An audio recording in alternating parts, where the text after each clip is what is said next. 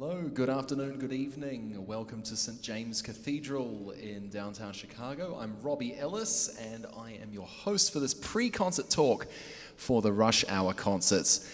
And I've got half of one of my favorite groups in Chicago here, plus a composer who has a world premiere today. So let me just introduce everybody. We have Elbio Barilari, composer, professor at the University of Illinois in Chicago, label boss, impresario, boss of Delmark Records, and two members of the KAIA string quartet, Amanda Grimm, who's the viola, and Victoria Moreira, who is first violin, and they can speak to the great music that we have on the program today. Amanda, thought start with you. How's the post-pandemic, or at least the way out of the pandemic been for the quartet? We have had a fine time. We're really getting back into gear these days. We have a lot of concerts coming up where we get to play this great music. This is the premiere of Elbio's piece that we're doing today, but we have performances coming up in a couple of weeks. So we're really getting back into gear, and we're thrilled to be back here and playing for you all in person. It's been a tough year, but you know, we're back and we're here, and we're very excited about it. Cool. Let's talk about the music a little bit. We're going to start out of order, as it were. I'm going to cover Puccini, who most of us are familiar with, composed a lot of opera and composed not so many string quartets, but it's really a lovely piece, Crisantemi or Chrysanthemums. What can we expect if you've never heard the piece before? I would say you're up for a moment of reflection. Of course, the piece has a story. Puccini is not a composer for string quartet, so I think that the way he wrote this piece definitely speaks to the soul. I would say it's a journey, and it's like a 4 to 5 minute journey, but it's a really beautiful piece. It ends in a C minor chord, kind of on a pause.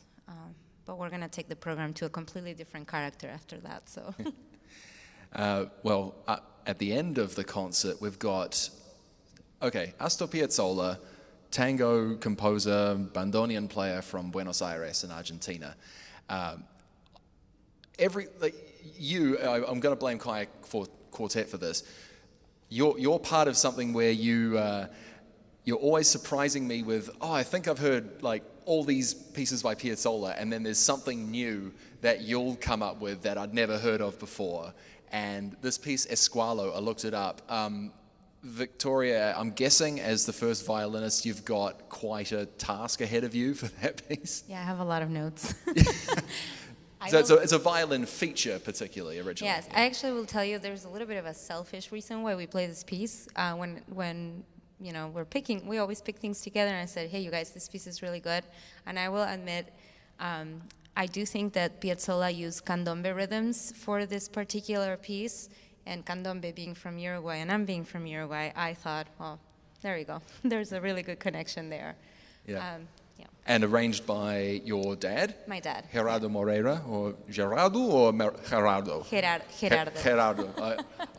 I know he's got a Brazilian connection as well, so I'm not sure, who's done a lot of arranging for KAIA as well. Yes. Then, as a composer who I'm not too familiar with, but Amanda, I think that was you telling me this lovely story that you were on tour playing this piece in the Quad Cities. It's by Mexican composer Miguel Bernal Jiménez, and it's got some folk tunes in there that were recognized. I can take over. So, was it?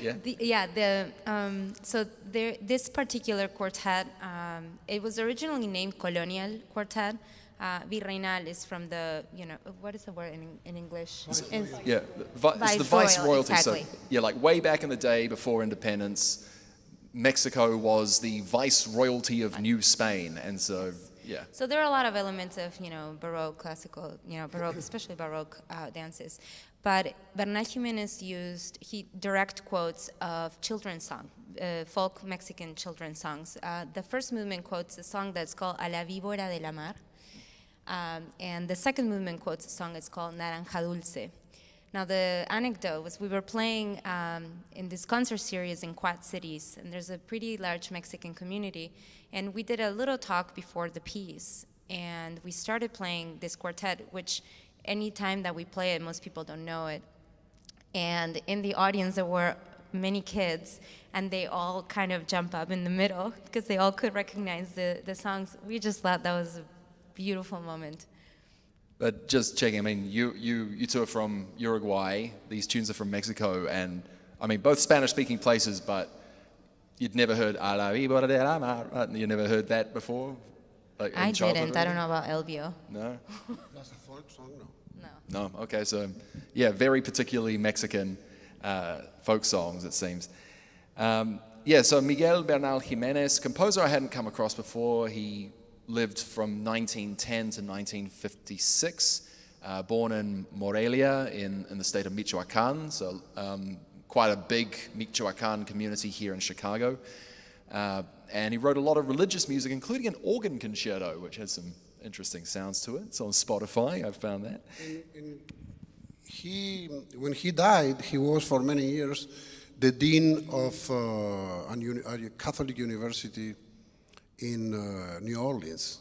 That for over 20 years he lived in New Orleans. He was the dean of a Catholic university there.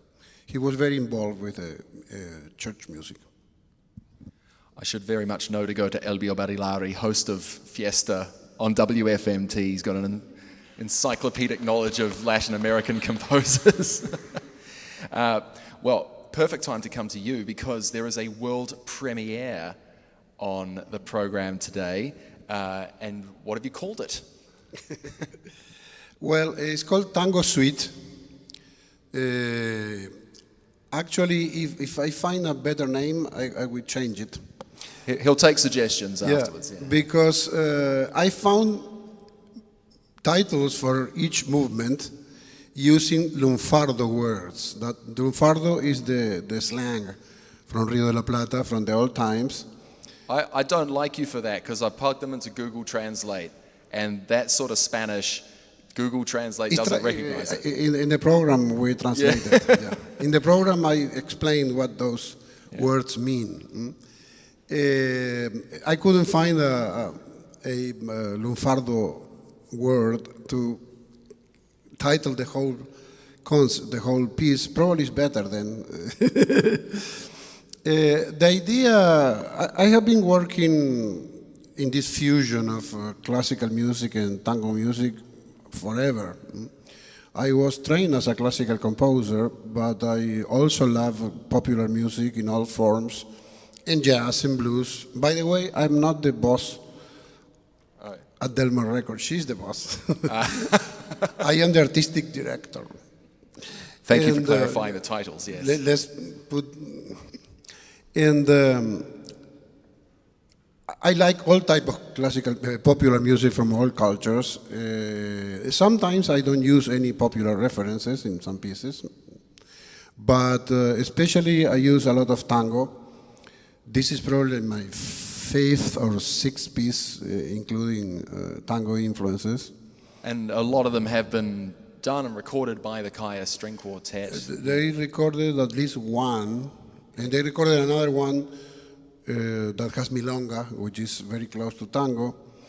In this particular piece, I tried to pay some tribute to tango composers from Uruguay, people that I knew, people that encouraged me, people that influenced me. Normally you hear people saying Argentine tango, okay? Well, tango is not Argentine and it's not Uruguayan. It's a tango, it's a music from two towns. It's urban music from Buenos Aires and Montevideo.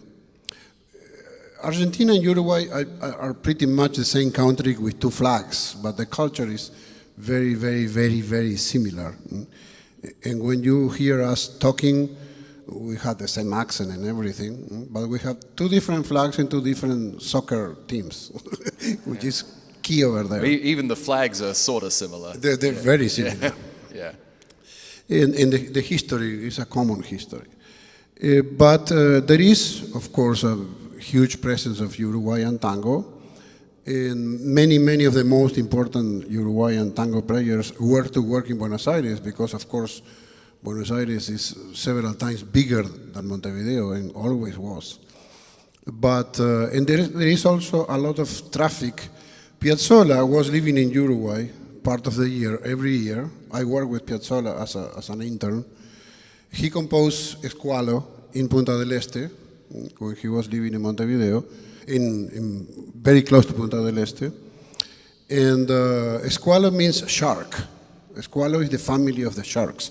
And Piazzolla was a fanatic shark fisherman. And I went with him to... Like spearfishing, is that right? No, with a reel. Oh, okay. With a big reel with a capstan like this. And I went with Piazzolla to fish some shark. We couldn't catch any. But that's why Piazzolla used Uruguayan rhythms, because he composed that piece in Uruguay. And in my piece, and I describe that in the liner notes, I want to pay some tribute to composers from my country that influenced me a lot, as well as Piazzolla and another great Argentine tango musician, Horacio Salgán. I knew both of them encouraged me. You need to see or imagine the tango tradition is very narrow because it's limited to two countries, Uruguay and Montevideo. But it's traveled so far. I mean, it's popular in so many places in the world. It's influenced other composers. I thought I'd ask the players if there are some moments that we can listen out for in Elbio's new Tango Suite across the four movements. There's some great stories about rehearsing this, or I know, yeah, the world premiere. I have one. Yeah. So I think listening, it's hard for me to, see this piece with like fresh ears, because I do understand and see a lot of where he was coming from when writing the piece. But we kind of nickname a lot of sections depending on the sonority that he was going for. In fact, we have like the Debussy section and some like Fauré section, and just going after certain string sounds that we were looking for. So that's kind of like a inner quartet thing that we did. It's not in the score.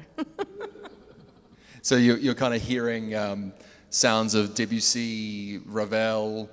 I mean, obviously what the players hear and what the audience hear can be quite different to what the composer intends, but are there any string quartets that you think Elbio has resembled accidentally or otherwise? Well, I don't know about string quartets, but you were referencing Khachaturian. Yes? Yeah. Actually, when I use a reference, it's always very, very, very, very far. Okay? It's never something literal. It's very rare that I use a folk tune. When I evoke some type of folk sound, it's mostly like imaginary folk, like Bartók. And there is one part, like a waltzy feeling, like a waltz, but it's in 6/8, that it reminded me when I was working of some part of the Khachaturian flute concerto. But there are many, many connections between Slavic music and Rio de la Plata music, because remember that Uruguay and Argentina are immigrant countries, and then when you see the list of the orchestras, the musicians of the orchestras in the 1910s, 1920s, most of the violin players were Jews coming from Russia, from Hungary, or Hungarians or Russians, non-Jews, but many of them were Jews. And many of the singers, many of the pianists were Italian. There is a very, very strong influence of European and also Central European gypsy type of sound in tango music. I always think that Buenos Aires, Montevideo, Spanish, it sounds like Neapolitans speaking Spanish. Like they just like come straight from Naples, and it's all that. They're very that's particular Italian. Well, my last name is Barilari. That's from Genoa. Yeah. And when we speak Italian, you see that we sound when we speak Spanish, it sounds completely different to the Mexicans or to the other Latin Americans. It's like Spanish with Italian accent, really. Yeah. Well, hopefully we can hear some of that accent in Elbio Barilari's new Tango Suite. Concert's going to start at 5:45. We are at 5:32 now. Just a quick little notice about upcoming concerts. There's a Dame Myra Hess Memorial Concert tomorrow. You can't go in person just yet to those, but you can listen on the radio, WFMT. It's a program for Bastille Day, entirely French, from Rolando Rolim on piano. And then next week here, I can't be here because my day job, but Christina Lynn will be hosting the pre-concert talk. And it's a piano quartet, so some great familiar faces if you've been coming to these concerts regularly. There'll be music by Caroline Shaw as well as Johannes Brahms' third piano quartet. Please give a round of applause for Victoria Moreira, Amanda Grimm, and Elbio Barilari. And don't forget to listen to Fiesta in WFMT, Saturdays at 7 p.m. We normally only with play Elbio Barilari. We normally only play your promos on Fridays and Saturdays, but yes, Saturday 7 p.m. for Fiesta with Elbio Barilari on WFMT. Yeah. All right. Thank you very much.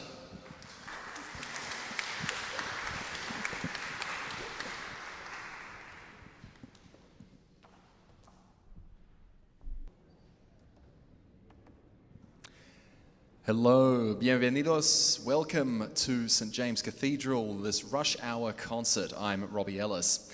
Rush Hour concerts are presented by the International Music Foundation, which is grateful for support from the Claire, Rush Hour concerts exclusive media sponsor, the National Endowment for the Arts, and the Illinois Arts Council. I'd like to acknowledge the presence today of composer Elbio Barilari, whose Tango Suite is receiving its world premiere at this concert, alongside the music of Miguel, Bernal, Jiménez, Astor, Piazzolla, and Giacomo Puccini. And now please welcome Victoria Moreira, Naomi Culp, Amanda Grimm, and Hope DeCelle, the members of the KAIA String Quartet.